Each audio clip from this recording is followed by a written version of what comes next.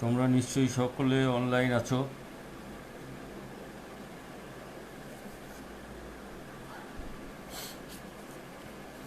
আমি শুরু করছি।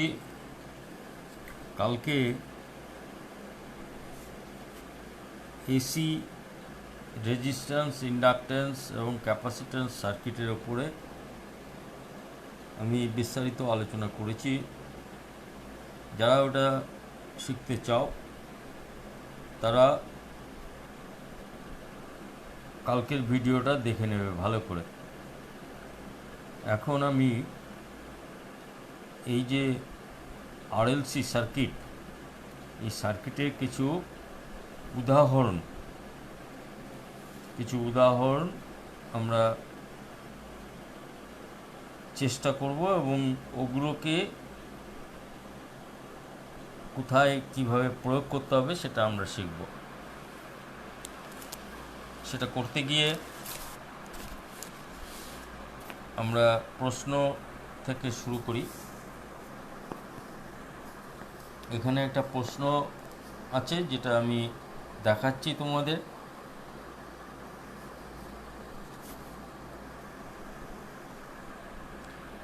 এক্সাম্পল 4-এ আছে, an inductance of 0.2 Henry is connected to 220 volt AC supply.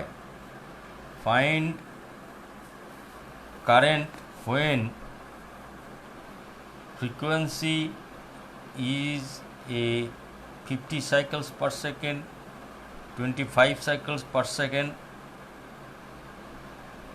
এবং 100 সাইকেলস পার সেকেন্ড। এখানে বলে দেওয়া আছে যে এটা এটা হাফ করা হলো আর এটা ডাবল করা হলো। তাহলে আমরা এখান থেকে দেখতে পাবো যে ফ্রিকোয়েন্সিটা যদি পাল্টে যায়, এটা হচ্ছে 50 সাইকেলস থেকে যদি এটা হাফ হয়ে যায় তাহলে আমার কি প্রভাব পড়বে, আর যদি 50 সাইকেলস থেকে ডাবল হয়ে 100 সাইকেলস পার সেকেন্ড হয়ে যায় তাহলে পরে কী প্রভাব পড়বে। তো আমরা দেখি এখানটায় প্রশ্নটাকে ভালো করে পড়ি। তাহলে ইন্ডাকটেন্স কত আছে? ইন্ডাকটেন্স আছে 0.2 হেনরি।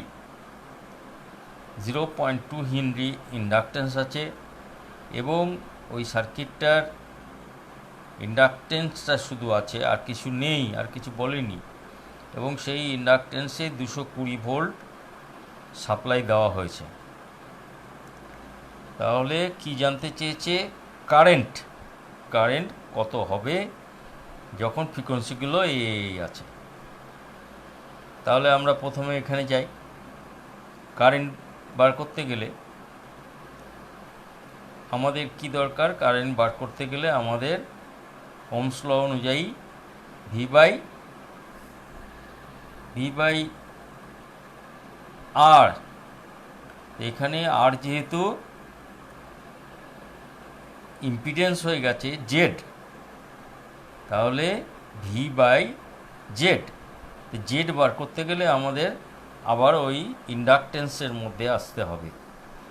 কি করে বার করব? জেড কত হবে? এখানে যেহেতু রেজিস্ট্যান্স নেই তাহলে এক্সেলটাই জেড হবে। তাহলে আমরা কালকে পড়েছিলাম XL is equal to twice pi FL. তোমরা দেখতে পাচ্ছ XL is equal to twice pi FL, 2 into pi. তাহলে 50 যদি ফ্রিকোয়েন্সি হয় তাহলে 50 সাইকেলস পার সেকেন্ড, আর এইচ কত? হেনরি 0.2। তাহলে এগুলো গুণ করলে পরে এসে দাঁড়ায় 62.8 ওম। তাহলে এখানে যেহেতু রেজিস্ট্যান্স বা ক্যাপাসিট্যান্স নেই, সার্কিটটার মধ্যে শুধু ইন্ডাকটেন্স আছে, সেই জন্যে এই যেটা এক্সএল বেরোলো সেটাই জেড হিসাবে ধরতে হবে। তাহলে এই ক্ষেত্রে কারেন্ট কত হবে? I is equal to V by XL বা জেড। এখানে জেড বলবো না, কারণ এখানে এক্সএল বলবো, কারণ আর কিছু নেই। তাহলে 220 ভোল্ট ছিল সাপ্লাই, এখানে দেখো 220 ভোল্ট এসি সাপ্লাই। সুতরাং 220কে 62.8 যেটা বেরোলো ওম, সেটা দিয়ে ভাগ করলাম। তাহলে কারেন্ট কত হলো? 3.5 অ্যাম্পিয়ার। 3.5 অ্যাম্পিয়ার। তাহলে এই ক্ষেত্রে কারেন্ট যখন 50 সাইকেলস ছিল তখন 3.5 অ্যাম্পিয়ার হলো। এখন এখানে চলে আসি যে এটা অর্ধেক হয়ে গেছে 25 সাইকেলসে।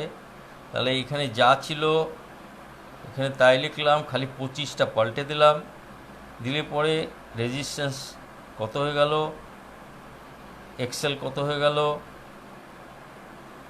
31.4। আগে কত ছিল?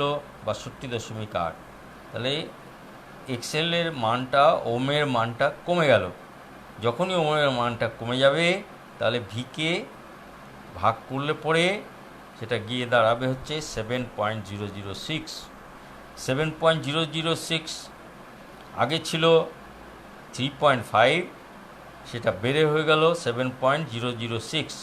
তার মানে ডাবল হয়ে গেল।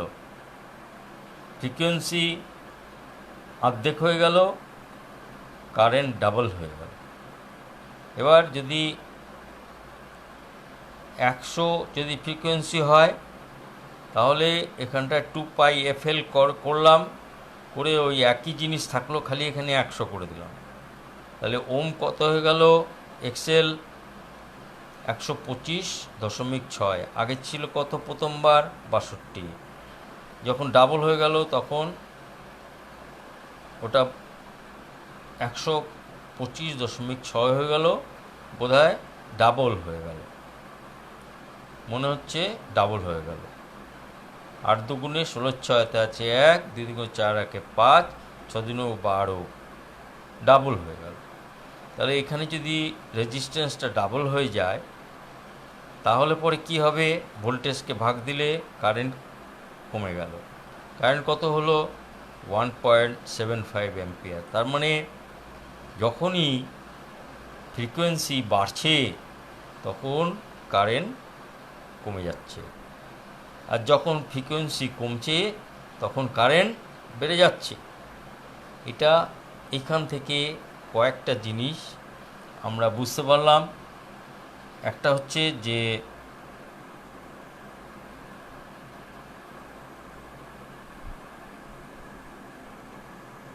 কমে যাবে। আচ্ছা, তাহলে আমরা বুঝতে পারলাম যে কি বুঝতে পারলাম এখানে, সেটা হচ্ছে যে যদি সার্কিটে শুধু ইন্ডাকটেন্স থাকে তাহলে কিভাবে আমরা কারেন্ট বার করব। আর কি বুঝতে পারলাম এখান থেকে, যে যদি AC সাপ্লাইতে frequency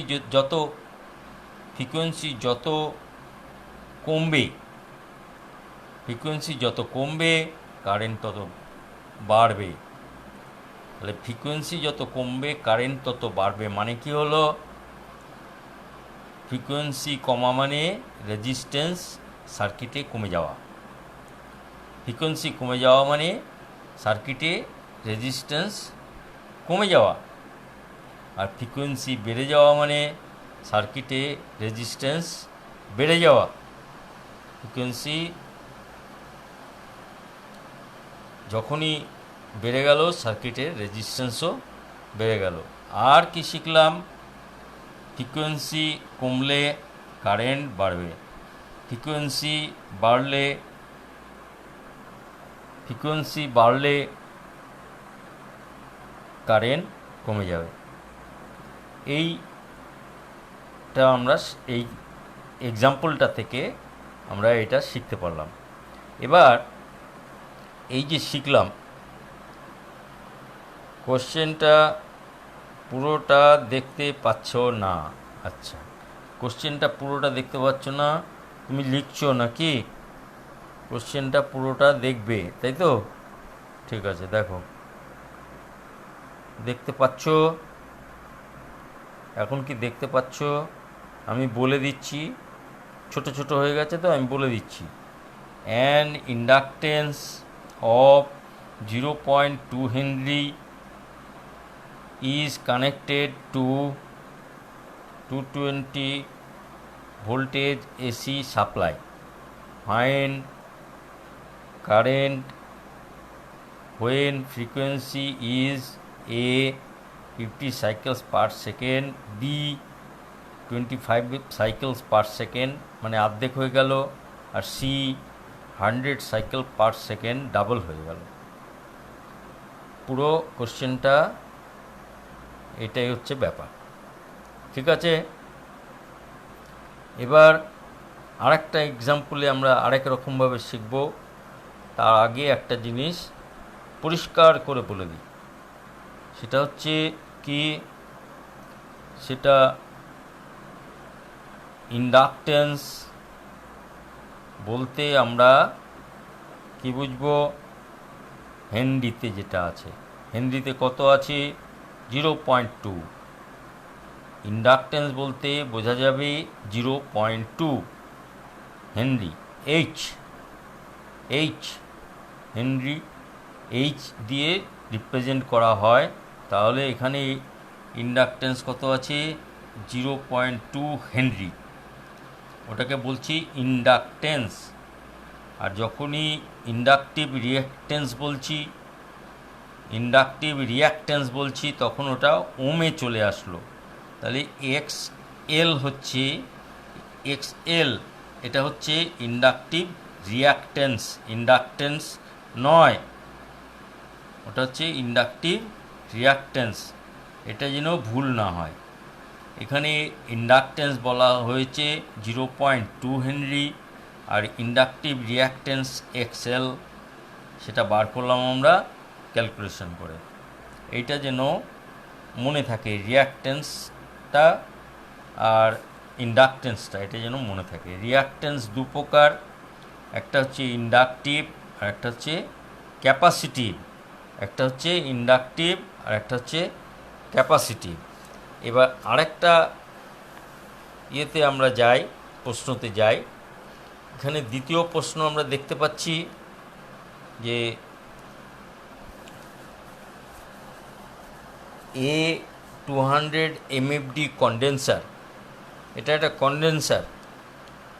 A200 MFD condenser is connected with 110 volt AC supply.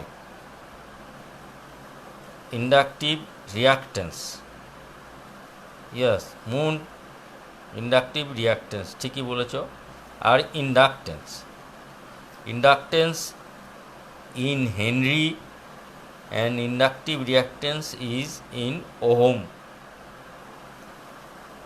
তাহলে পরের এক্সাম্পলটাতে যাই। পরের এক্সাম্পলটা যেটা আছে,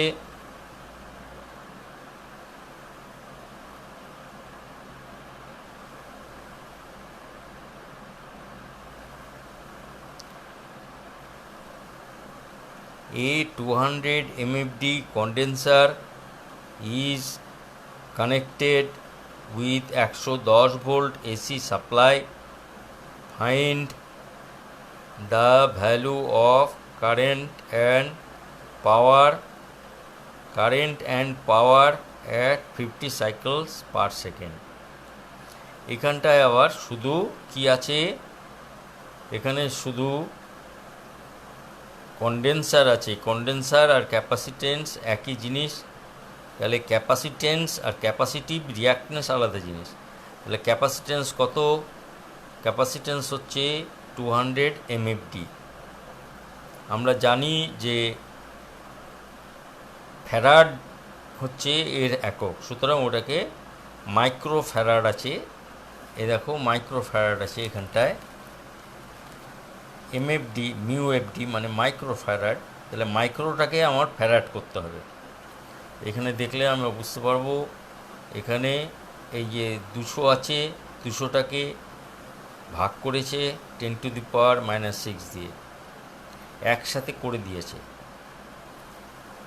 2 পাই, এখানে ফ্রিকোয়েন্সি 50, দেখা যাক কত আছে ফ্রিকোয়েন্সি, লাইনের ফ্রিকোয়েন্সি কত আছে 50, এই যে 50 সাইকেলস পার সেকেন্ড, তাহলে ফ্রিকোয়েন্সি 50,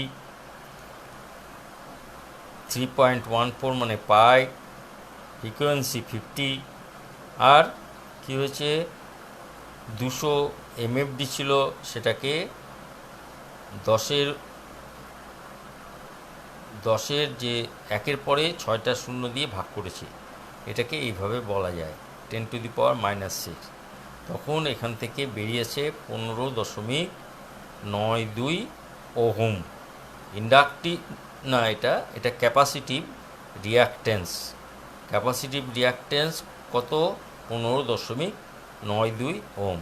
তাহলে কারেন্ট কত হবে? কি জানতে চেয়েছিল? Value of current and power. তাহলে কারেন্ট কত হবে? কারেন্ট হচ্ছে V/XC মানে ক্যাপাসিটিভ রিঅ্যাকট্যান্স ওহম, এটাকে ভাগ করা হলো, তাহলে কারেন্ট বেরোলো 6.9 অ্যাম্পিয়ার। 6.9 অ্যাম্পিয়ার যদি কারেন্ট হয়, তাহলে W আমি বলেছিলাম W VI cos phi। cos phi মানে কি হবে? এখানটায় cos phi কি হবে?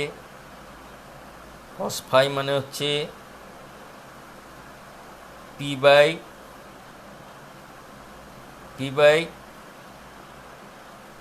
cos phi B/H। cos phi হবে B/H। B/H মানে আমরা যদি ত্রিভুজ আঁকি, এই যে ত্রিভুজটা, এই ত্রিভুজটা এরকম হবে, এখানে ইন্ডাকটেন্স নাই, এখানে এটা হচ্ছে রেজিস্ট্যান্স, আর নিচের দিকে চলে যাবে ক্যাপাসিট্যান্স। তাহলে এখানে রেজিস্ট্যান্সও নাই, তাহলে এইখানটায় যে আছে শুধু এই জায়গাটায় ক্যাপাসিট্যান্স আছে, এই জায়গাটায় যদি ক্যাপাসিট্যান্স হয় এটা, তাহলে cos phi কি হবে?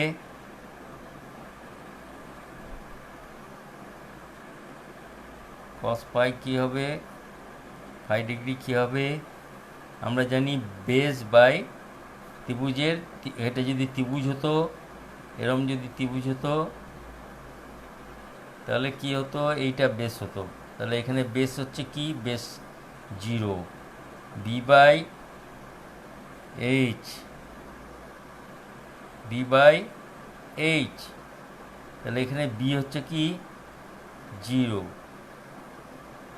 আর এইচ আছে, এইচের একটা মান পেয়েছি আমরা এখানে, তার মানে XC এর মান বের করেছে এখানে কত? 15.92। এই যে, তাহলে এটাকে 15.92 যদি লিখি, তাহলে কি হবে? 15.9 যদি 2 লিখি, তাহলে 0 divided by anything is equal two 0। 0 divided by anything is equal two 0। তাহলে cos phi ডিগ্রি সমান মান হচ্ছে তার 0। তাহলে cos phi ডিগ্রি যদি 0 হয়, তাহলে cos-এর মান হচ্ছে, আমরা জানি sin 0 cos 0 degree is equal two কি? 0 না 1 sin 0 cos 0 1। তাহলে এখানে কি হলো? এইখানটায় দেখো W ইজ ইকুয়াল টু, এখানটায় সরি cos 0 না, এটা এইভাবে হবে, বেস 0 আছে, তাহলে হচ্ছে ওটা হচ্ছে cos 90 ডিগ্রি হচ্ছে, phi ডিগ্রিটা হচ্ছে 90 ডিগ্রি, মানটা 0 হোক, তাহলে cos 90 ডিগ্রি হচ্ছে, cos 90 degree is equal two 0। cos 0 is equal to cos 0 degree is equal to 1। এটা হিসাবের মধ্যে ট্রিগনোমেট্রি চার্টের মধ্যে পাওয়া যাবে। আরেকবার বলছি,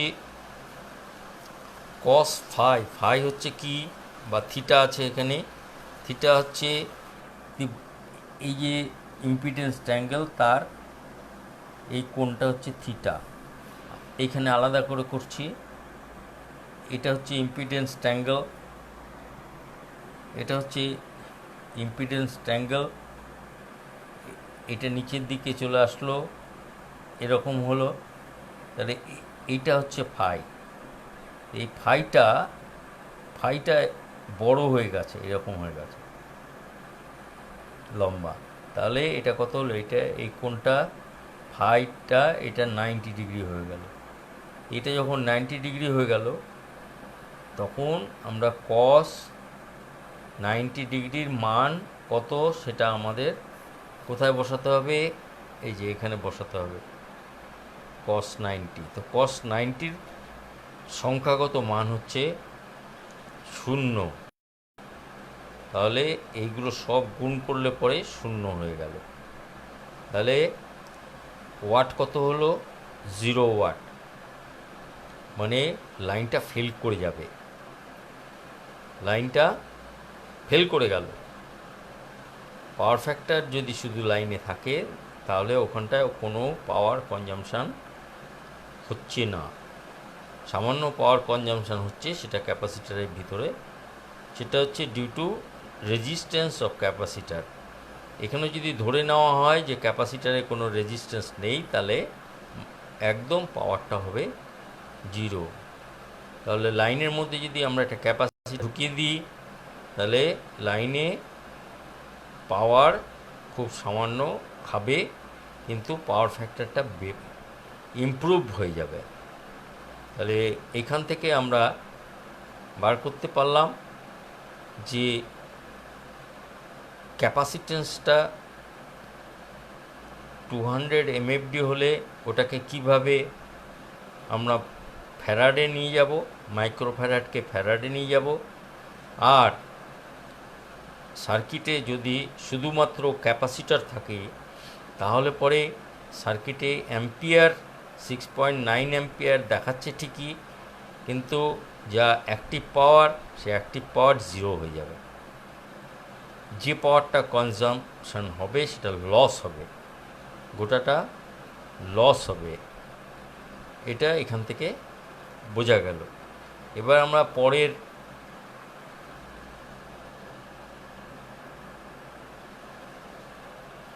পরের আমরা এক্সাম্পলে যাই, দেখি কি আছে।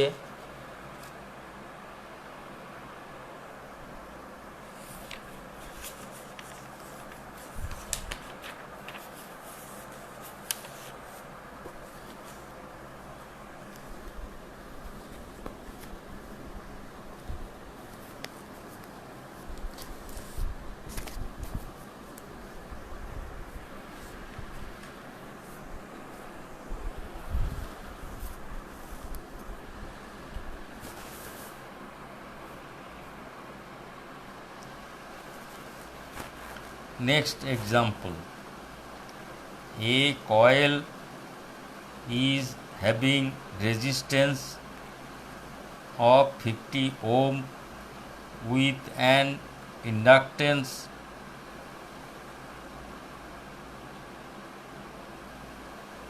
of 0.07 Henry. আমি আলোর উল্টো দিকে দাঁড়িয়েছি, কারণ আমি বইটার লেখাটাই আমার কাছে এখন বেশি দেখাবো, সেই জন্যেই উল্টো দিকে দাঁড়িয়েছি, তাতে লেখা স্পষ্ট দেখা যায়। তাহলে inductive, reactance, power factor and power. আবার বলছি, এ কয়েল ইজ হ্যাভিং রেজিস্ট্যান্স, আমার হাত নড়ছে, resistance of 50 ohm with an inductance of 0.07 Henry connected with 220 volt 50 cycles AC supply, find impedance, current, inductive reactance, power factor and power. এটাকে দেখাই, আমি অঙ্কটাকে ভালো করে দেখাই, যদি লিখতে হয় লিখে নেবে তোমরা।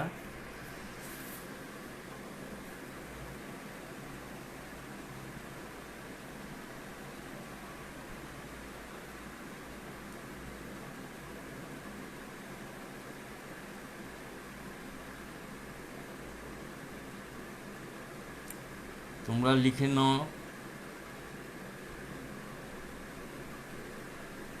লেখো, লেখা হয়ে গেলে লাইক দেবে।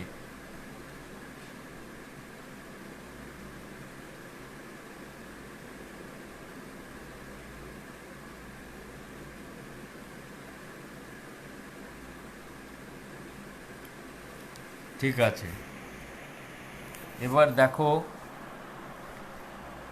এখানে দেখো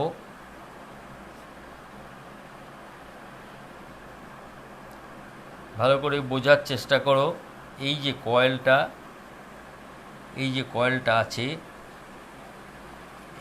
এই কয়েলটা ইন্ডাকটেন্স হচ্ছে 0.07 হেনরি, কিন্তু এখানে রেজিস্ট্যান্সটা এখানে দেখায়নি, বলে দিয়েছে যে এই কয়েলটার রেজিস্ট্যান্স কত। এখানে কয়েলটার রেজিস্ট্যান্স 50 ওম, তাহলে এখানে রেজিস্ট্যান্সটা সার্কিটের মধ্যে দেখায়নি, কিন্তু এটা ধরে নিতে হবে যে সার্কিটের মধ্যে রেজিস্ট্যান্সটা আছে, কারণ এই কয়েলটারই রেজিস্ট্যান্স, একটা তার দিয়ে যদি কয়েল করা হয় সেই তারের রেজিস্ট্যান্সটা 50 ওম, আর ওখানে যে বাধাটা দিচ্ছে সেই বাধাটা হচ্ছে ইন্ডাকটেন্স হচ্ছে 0.07 হেনরি, এই যে এখানে বলে দিয়েছে।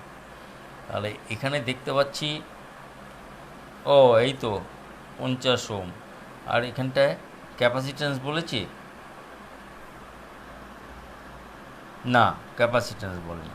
তাহলে এখানে কি আছে, ইন্ডাকটেন্স আর রেজিস্ট্যান্স, এই যে 50 ওম, আমি এটা ক্যাপাসিট্যান্স ভেবেছি, তো এটা ক্যাপাসিট্যান্স না, শুধু সার্কিটটার মধ্যেই ইন্ডাকটেন্স আর রেজিস্ট্যান্স আছে।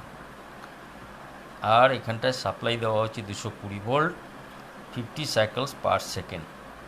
তাহলে এটাকে আগে রিঅ্যাক্টেন্সটাকে বার করব, ইন্ডাকটিভ রিঅ্যাক্টেন্সটাকে বার করব। তোমরা বার করো, ইন্ডাকটিভ রিঅ্যাক্টেন্সটা কী করে বাড়াবে, এখানে দেখো কিভাবে করেছে সলিউশন। জেড কত জানতে চেয়েছে, ইন্ডাকটিভ রিঅ্যাক্টেন্স কত জানতে চেয়েছে, কারেন্ট কত জানতে চেয়েছে, আর cos 5 পাওয়ার ফ্যাক্টর কত জানতে চেয়েছে। এটা থিটা আছে, থিটার বদলে ফাই বললেও কোনো অসুবিধা নাই, এখানে তো আর বলে দেয়নি থিটা করো না ফাই করো, ওরা থিটা ধরে করেছে, তুমি ফাই ধরে করলেও ভুল হবে না। তাহলে এখানে এল আমি বলেছি ইন্ডাকটেন্স, সেটা হচ্ছে এল দিয়ে বলা হয়, L is equal to 0.07 henry, R is equal to 50 ohm. তাহলে XL is equal to twice pi F L, 2 pi F L, এত ওম বেরিয়েছে। আর রেজিস্ট্যান্স বলা আছে, তাহলে জেড মানে impedance equal to R square plus XL square, কারণ এখানে XC নেই, রুট ওভার, এটা করলো 50 স্কোয়ার প্লাস 21.98 স্কোয়ার, এটাকে রুট ওভার করলো, দুটো যোগ করে দিল, দেওয়ার পরে এখানে রুট ওভার করলো, করার পরে এটা এসে দাঁড়ালো 54.62 ওহম। এটা কি দাঁড়ালো, ইম্পিডেন্স জেড। দেখো এইবার কি বলেছে, আই কত বার করছে, এই দেখো V by Z is equal to I, তাহলে আই বেরিয়ে গেল ভি বাই জেড। তারপরে কি বলেছে, পাওয়ার ফ্যাক্টর মানে cos 5, cos 5 আমরা ত্রিভুজে জানি যে ত্রিভুজের cos 5 মানে হচ্ছে বি বাই এইচ, বি হচ্ছে আর আর এইচ হচ্ছে জেড, তাহলে R by Z, cos 5 is equal to R by Z, কত হলো 0.91। এটা ইন্ডাকটিভ সার্কিট, সুতরাং কারেন্টটা ল্যাগিং হবে। যখনই সার্কিট ইন্ডাকটিভ হবে, যেখানে ইন্ডাকটেন্সটা বেশি হবে, সেখানে ধরে নিতে হবে ওটা ল্যাগিং হবে। 0.91 ল্যাগিং কারেন্ট। আর কি জানতে চেয়েছে? ওয়াট কত? Watt is equal to VI cos phi। সুতরাং ভোল্টেজ এটা I দিয়েছে, এটা V, আর এইখানটায় cos phi হচ্ছে 0.9। তাহলে ওয়াট কনজামশান হচ্ছে 804.8 ওয়াট। 804.8 ওয়াট। এবার তোমরা এটা বুঝলে কি না আমাকে বলো।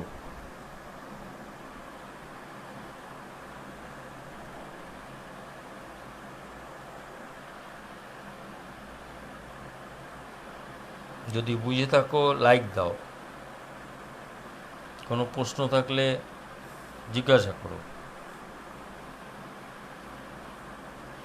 না হলে আমি পরের এক্সাম্পলে যাব।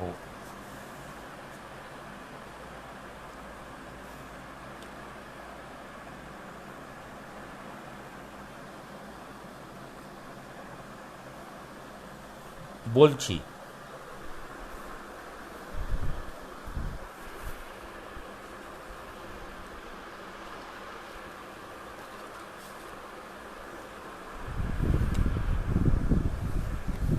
একটু জল খাচ্ছি, বলছি।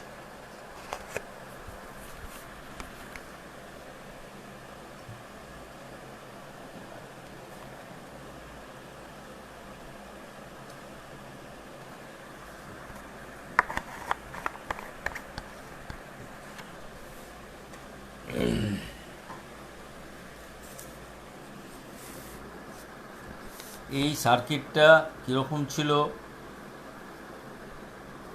এই সার্কিটটা যদি আমি ইম্পিডেন্স ট্রায়াঙ্গেল আঁকি, তাহলে কি হবে? এই সার্কিটটার রেজিস্ট্যান্স আছে, এটা আর, এটা হচ্ছে আর রেজিস্ট্যান্স, আর এখানটায় ইন্ডাকটেন্স আছে XL। এই দেখো এইটা ভূমিটা হচ্ছে আর 90 ডিগ্রি উপরের দিকে চলে যাবে XL। গেলে এইখান থেকে যদি এটাকে মিলালে পরে এটা হবে জেড। আমি কালকে বলেছিলাম যে জেড মানে জেড আর ভি, জেড আর ভি, এটা ভি লাইনে থাকে, ভি জেডের লাইনে থাকে, আর আর এর লাইনে আই থাকে।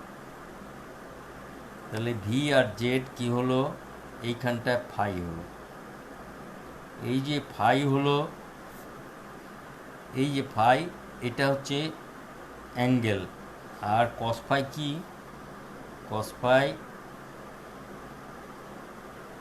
কস ফাইটা কি? কস ফাইটা হচ্ছে R by Z, R by Z. এটাই এই এক্সাম্পলের মধ্যে দিয়ে আমরা দেখতে পাচ্ছি যে যা নিয়ম আছে সেই নিয়ম অনুযায়ী শুধু ইন্ডাকটিভ সার্কিট, সুতরাং কারেন্ট এখানে আছে আর ভোল্টেজ এখানে আছে। তাহলে ভোল্টেজের থেকে নিচের দিকে থাকলে ওটাকে বলবো ল্যাগিং কারেন্ট। ভোল্টেজের নিচে কারেন্ট থাকলে পরে ল্যাগিং কারেন্ট। কীরকম আছে ল্যাগিংটা? কীরকম আছে? আমি যদি এই ত্রিভুজটাকে এইরকম করি, যে এটা ভি আর এটা আই, আর এটা হচ্ছে ফাই। তাহলে ভূমি থেকে এরকম আছে, ঘড়ির কাঁটার উল্টো দিকে ঘুরছে এরকম, এটা আগে যাচ্ছে আইটা, তার পিছন ভি আসছে। তাহলে যখন এরকম হবে তখন আইটা হবে ভি থেকে ল্যাগিং। তাহলে এটাকে আমরা বলবো এটাকে বলবো ল্যাগিং কারেন্ট। আর যদি এরকম হয়, ইম্পিডেন্স ট্রায়াঙ্গেলটা যদি এরকম হয়, দাঁড়াও পাতা উল্টে যাচ্ছে হাওয়াতে, যদি মনে করি এটা হচ্ছে আর, এটা আর, আর এটা আর, আর এখান থেকে এটা ক্যাপাসিটেন্স, এটা এক্সি, তাহলে ট্রায়াঙ্গেলটা কী হবে, এইটা আর এটা মিলাতে হবে, মিলালে এখানটায় ভি আসলো, আর এখানটায় আই, এখানে আই আসলো, এইটা হলো জেড, আর এইটা হলো ফাই। তাহলে কি হলো, ভিটা আগে আগে যাচ্ছে আর আটটা পিছন পিছন আসছে। তাহলে পরে কী বলবো, কারেন্টটা ভোল্টেজটাকে লিড করছে। লিড করা মানে এগিয়ে থাকা, লিডিং কারেন্ট। এটা হচ্ছে লিডিং কারেন্ট, মানে ক্যাপাসিটিভ সার্কিট সবসময় কারেন্টটাকে লিড করে দেয়। আর এটা হচ্ছে ল্যাগিং কারেন্ট, ইন্ডাকটিভ সার্কিট কারেন্টটাকে সবসময় ল্যাগিং করে দেয়। সেই জন্যে আমি বললাম যে এটা মনে রাখো যে ইন্ডাকটিভ সার্কিটটা যদি শক্তিশালী হয়, ইন্ডাকটিভ সার্কিট শক্তিশালী হলে সেই কারেন্টটা ল্যাগিং হয়। আর ইন্ডাকটিভ সার্কিট যদি শক্তিশালী না হয়ে যদি ক্যাপাসিটিভ সার্কিট শক্তিশালী হয়, তাহলে কারেন্টটা লিডিং হয়। বোঝা গেল? এবার পরের এক্সাম্পলে যাই।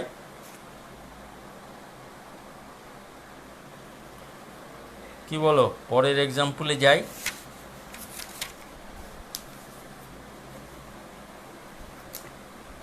হ্যালো, পরের এক্সাম্পলে যাই।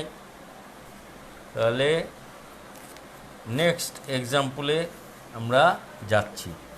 নেক্সট এক্সাম্পলটা কি দেখি, কোথায় এক্সাম্পলটা দেখি, প্রশ্নটা এই যে দেখো, এই দেখো প্রশ্নটা কি, প্রশ্নটা হচ্ছে এই দেখো, a series circuit is having resistance of 100 ohm connected with 50 MFD condenser and 0.15 Henry inductive coil across 220 volt 50 cycles per second AC supply। এটা লিখে নাও, আমি ধরে আছি, লিখে নাও। আমি ঘুরিয়ে বড় করে ধরছি, দেখো বোঝা যাচ্ছে,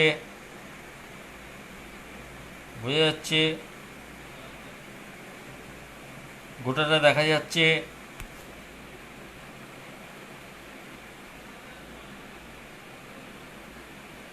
গোটাটা দেখতে পাচ্ছ।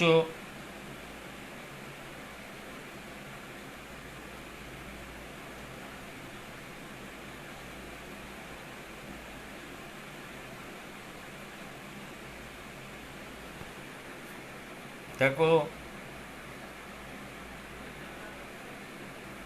দেখেছো? তাহলে সলভ করি। সাপ্লাই, তাহলে এইখানটা ফাইন্ড, কি ফাইন্ড করতে বলেছে, যা দেখো একটা মজা।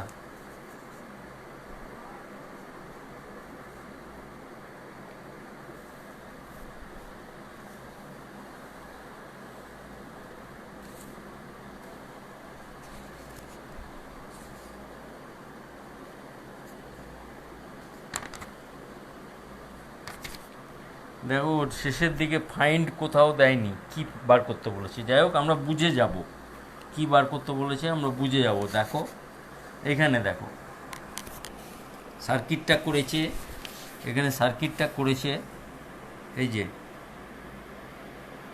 তিনটে সিরিজ আছে, রেজিস্ট্যান্স 100 ওহম, ইন্ডাকটেন্স 0.15 হেনরি, কি হয়নি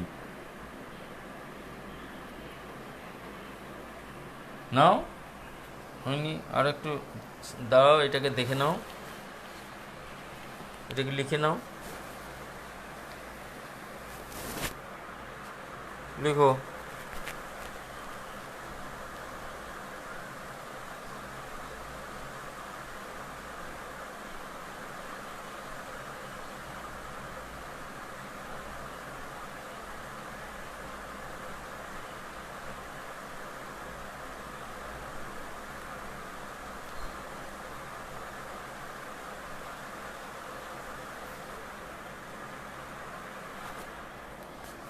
ধরে যাচ্ছি তো, এই তো ধরে যাচ্ছি, এই তো ধরে যাচ্ছি তো।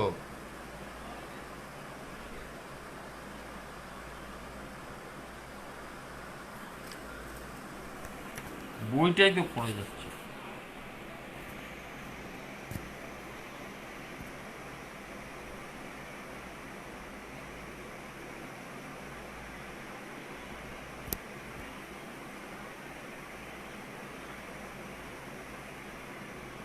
হয়েছে, বলো, হলে পরে বলো।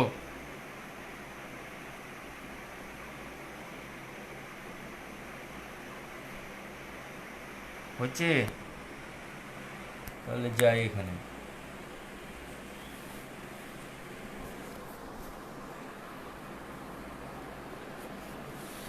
ফাইন্ডের পরে এখানে লেখাটা ছাপেনি, তার মানে এখানে কি কি বার করতে চেয়েছে আমরা পেয়ে যাব। এই যে বের করেছে, দেখো সব বের করেছে, XL, XC, X, Z, I, W, power factor সব বের করেছে, এখানে পর বের করেছে।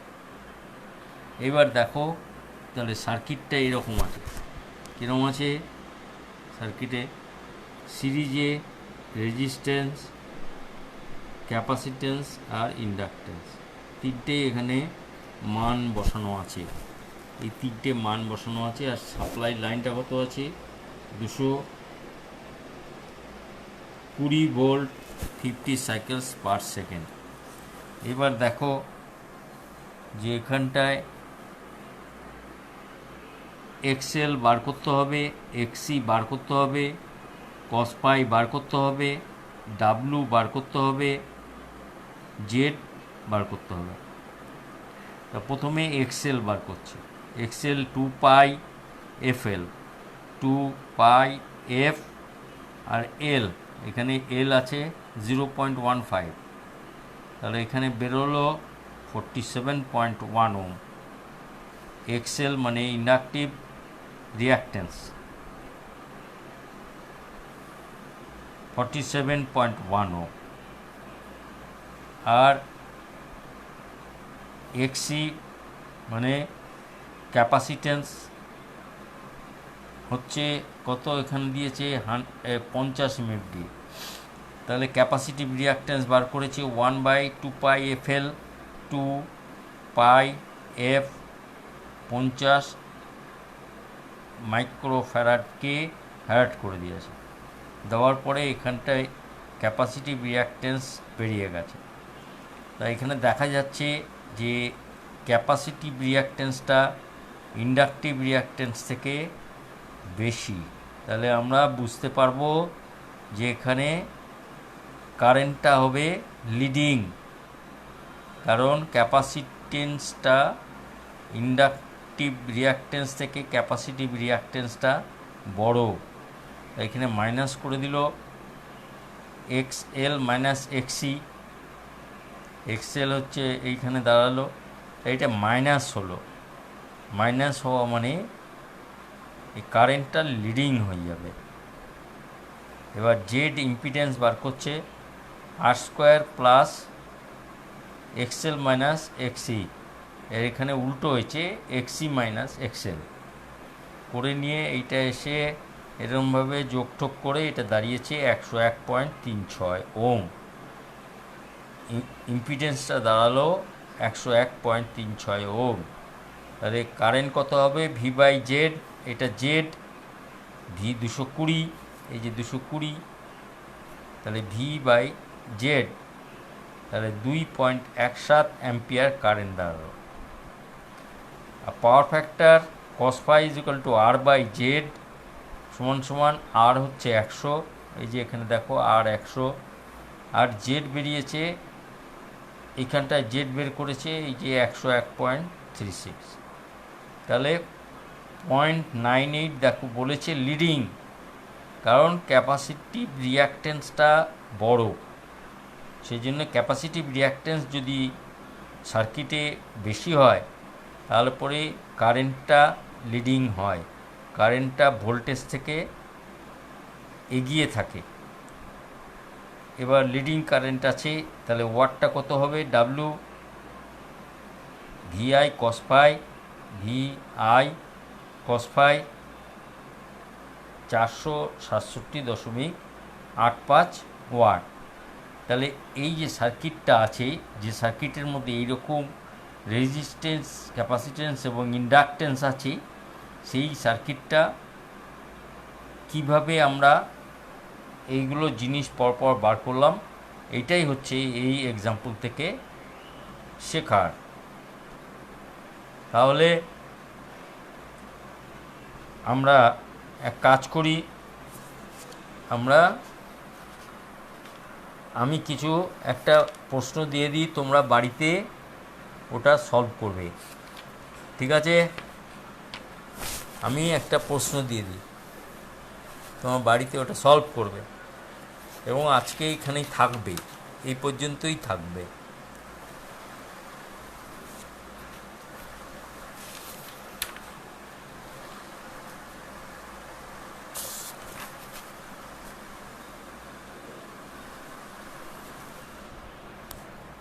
দাঁড়াও, আমি একটা প্রশ্ন দিয়ে দিচ্ছি, দাঁড়াও।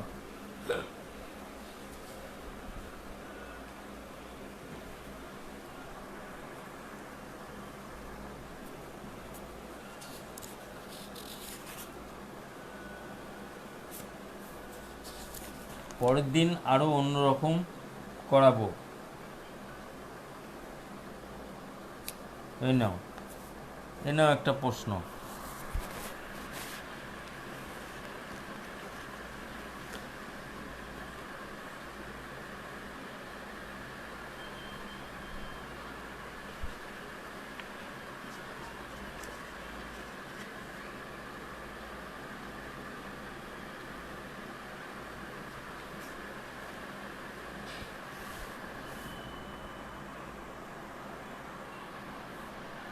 Now, find the value of capacitor and current from the given circuit at unity power factor. Cos phi is equal to unity. Power factor মানে cos phi is equal to unity. Find the value of capacitor and current from the given circuit at unity power factor. প্রশ্নটা লেখো।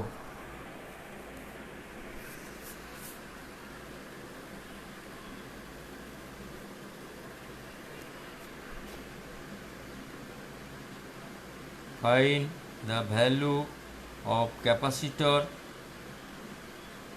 and current from the given circuit at unity power factor. Unity power factor মানে হচ্ছে cos phi is equal to 1. Cos phi is equal to 1. Cos phi is equal to 1. Unity power factor লেখা হয়েছে। তাহলে এটা বাড়িতে বসে চেষ্টা করবে। আর কালকে যে ক্লাসটা নিয়েছিলাম, যারা কালকে ছিলে না তারা ক্লাসটাকে ফলো করবে এবং ক্লাসটাকে ফলো করে এগুলো সবটা বোঝার চেষ্টা করবে। এটা খুব কঠিন বিষয়, সেই জন্যে খুব বেশি তাড়াহুড়ো করার দরকার নেই। হ্যালো, আমি আজকের মতন এখানে শেষ করছি। পরে আবার জানাবো ক্লাস কবে আমি আবার নিচ্ছি। কিন্তু তোমরা এই বিষয়টা যতটুকু দেখালাম, এই বিষয়টাকে তোমরা একদম রপ্ত করে নেবে, একদম যেন মাথার মধ্যে ঢুকে যায় এবং আমাকে প্রশ্ন করবে।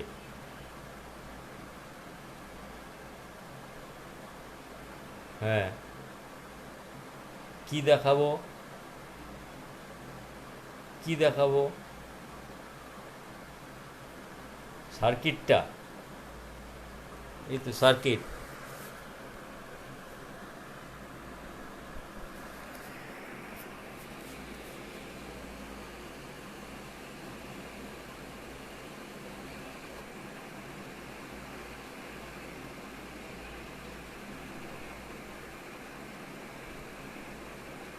এই তো সার্কিট।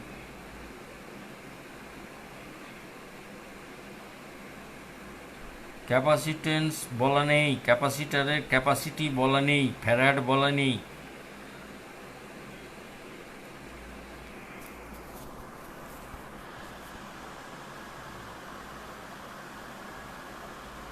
হয়েছে?